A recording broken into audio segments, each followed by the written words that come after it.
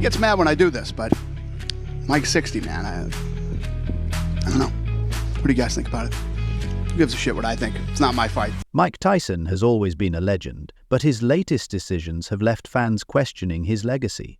Dana White recently delivered a harsh reality check, and it's hard to deny he might have been right all along. Tyson's prime was the stuff of dreams, knocking opponents out in seconds and cementing his place as one of the greatest in boxing history. If he had walked away then, his name would have been immortalized as an icon for the age. But he basically said, I told him, Mike, you're basically 60 years old. And he's like, you honestly think this fucking kid's going to do anything to me? He's not good. He's not going to fucking knock me out. He's not going to do this. And you saw him. He tripped when he was walking down the thing. He had a hard time walking up the stairs. He had a knee brace on. And Jake Paul couldn't do anything to him. But Tyson couldn't resist chasing the past. Gambling on his fading career, he tried to relive his glory days, even as his condition declined. Dana White warned him to think carefully, but Tyson didn't listen. Instead, he stepped back into the ring, believing he could still be the unstoppable force we once feared. The result, a tarnished legacy and... Tyson shows up, everybody makes money, you know? Jake Paul is... You know, I don't have to tell you guys, you guys know, Mike Tyson is the A++++ side of that thing. A string of regrets. Now, at 58 years old, Tyson is stuck in a delusion where he still sees himself as the baddest man on the planet. His recent match, against a 27-year-old Jake Paul, no less. Put together a training camp and come in and, you know, I don't like to see guys fighting it. Be a 31-year age difference during that fight. Just, you guys know what I think of that. Was less of a fight and more of a spectacle. 31 years older than his opponent, Tyson's return felt more like an accident waiting to happen.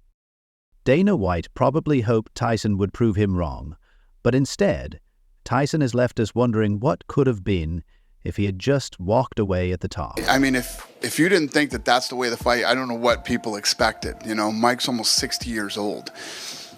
He's Mike Tyson, but he's 60 years old. Mike Tyson, once the most feared man in boxing, has become a shadow of his former self, and Dana White saw it coming. Tyson's recent return to the ring has been anything but triumphant, serving only to remind fans that his days as the baddest man on the planet are long gone. You know, you guys know the whole story about Shark Week, and, you know, if you don't, I begged him not to do the Roy Jones fight. You're too old. I love you. I don't want to see you take any more punishment. So remember his 2020 exhibition match with Roy Jones Jr. Tyson hyped it up, claiming he was still a beast, but what we saw told a different story. It was supposed to be a light-hearted bout, yet Tyson fought like an out-of-shape man, waddling around the ring at 240 pounds. He was carrying more than just physical weight. Mentally, he seemed lost. Before the fight, Dana White reportedly begged Tyson to reconsider, pleading, Mike, you're too old. Chill out. But Tyson didn't listen, convinced he could still knock people out like the old days. The results were embarrassing.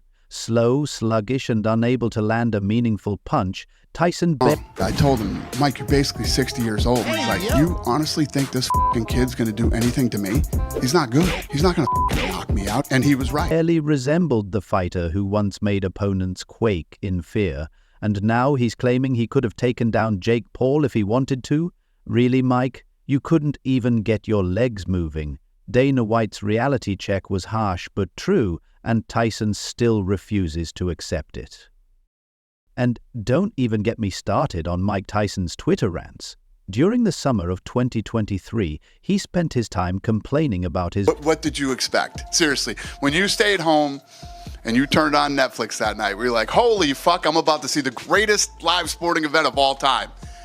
No, you fucking did not. You got exactly what you thought you were going to get. Body falling apart, and how he's had multiple near-death experiences. Seriously, he talked about blood transfusions like they were part of some superhero origin story. Newsflash, Mike, you're not Iron Man. You're a 58-year-old man struggling to accept reality. Everyone sees it, you're done, clinging desperately to a past you can't let go. I set him up on Shark Week. He got paid good money. And he's like, you fucking... So he almost flipped out the last day and was ready to kill everybody on the boat because he had to jump in with all these sharks again in the middle of Florida. And he's like, this fucking asshole says that, he cares about me and everything else. I've been fighting since I was 12. And he throws me in the fucking ocean with a bunch of sharks. Then there's the Shark Week fiasco. This one's priceless. The man who once terrified boxers worldwide ended up threatening people on a boat because they suggested he go shark diving. Really, Mike? What happened to all that tough guy energy? What's left now is a bitter old man, spiraling out of control. He's the definition of a fall from grace. There's a lot of... Portnoy went out and said that it was the greatest con job of all time, There was a time when Tyson could silence a room just by walking in. Now, when he enters, people wonder how much longer he's going to cling to this nonsense. And let's not even sugarcoat that fight with Jake Paul. It was a joke, a total cash grab. Dana White called it a con job, and he wasn't wrong. Sure, the fight grossed $20 million, but at what cost? Tyson's legacy is crumbling, and he's the one holding the hammer. Mike Tyson's recent decisions have done nothing but tarnish his legacy further. Take his fight with Jake Paul, for instance.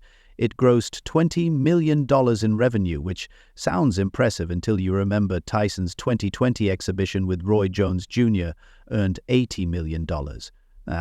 His Excellency Turkey al-Sheikh, he wants to see the rematch between Mike Tyson and Jake Paul, and he's now offering Mike Tyson $700 million.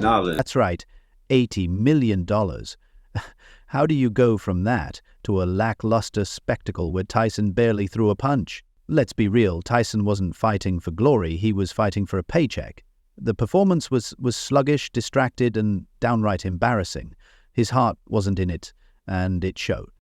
Now let's talk about Tyson's latest brilliant decision-making. A Saudi billionaire reportedly offered him a staggering $700 million for a rematch against... Such an incredible fight, and bring it to the Kingdom of Saudi Arabia. It is not something to surprise or not. We have a lot to fight against Jake Paul. For context, that's more than double what Canelo Alvarez earned for his massive contract with DAZN. But Tyson, the so-called baddest man on the planet, turned it down, citing health concerns and family time. Really? He's been milking the family excuse like it's his last golden ticket. The truth is simple. Tyson knows he'd get absolutely demolished in a rematch. He's not about to risk what little is left of his already shredded dignity. Once a feared icon, Tyson's now a shadow of himself, clinging to excuses and past glory. Let's break this down, because Mike Tyson's decision is mind-boggling. First off, Tyson... And for Netflix, this thing was brilliant because you knew it was going to pull a massive number because of Mike Tyson, right? And to be fair to Jake, you're going to tune in to watch him get knocked out, hopefully, right? That's what everybody wants to see. It's all about the money these days. He can claim it's about protecting his legacy or focusing on his health, but let's be real. He knows his time has passed. His first fight with Jake Paul was a joke, and if he thinks a rematch would be any different, he's living in a delusion. Tyson hasn't been in his prime for decades, and his body is breaking down. Turning down a rematch was the smart choice because he couldn't risk being seen as a washed-up has-been. His career is already on life support, and another fight like that could be the final nail in the coffin. Now, let's talk numbers. Tyson's biggest payday was $30 million for his fight against Lennox Lewis in 1999, back when people actually feared him. Fast forward to today, and he's turning down a $700 million offer. A fortune like that doesn't come around twice, but Tyson knows he'd get embarrassed, and his pride couldn't handle it. The biggest problem with the Jake Paul thing is, and how this plays out, is when he actually fought somebody who was a boxer, who had the same type of record he has, who was his age, Tommy, and who was his size, he lost. Mike Tyson turning down $700 million, a figure higher than his entire boxing career earnings combined, is almost unbelievable. That's the kind of offer anyone in the right mind would crawl over glass to accept. But Tyson? He claimed he didn't want to ruin his legacy. What legacy? The only remnants of it are a decent documentary and a string of punch-drunk interviews. Meanwhile, Jake Paul is laughing all the way to the bank. Jake's boxing career thrives on He was the champ. It was like, people don't understand what a champ he was. Like, he wasn't just the heavyweight champion of the world. He was an executioner. Moments and spectacle. In 2023 alone, he earned $45 million from social media in these sideshow fights. Tyson, once a true legend, can't even come close to matching that. The sad truth is that even if Tyson had taken the fight, he'd just be there for the paycheck while Jake milked the hype for every penny. It's a stark contrast, one man clinging to a faded past, the other turning controversy into cash. Dana White, as blunt as ever, saw through it all. He called Tyson out, labeling him irrelevant. And he's not wrong. Tyson's no longer a threat in the ring. He's a brand now, a washed-up legend. The Tyson-Jake fight, wasn't that amazing?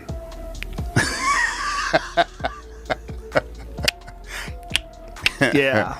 It's amazing they got paid so much money for that. 25 million and 40 million? I think 20 and 40. Who shows up for the money, not the glory.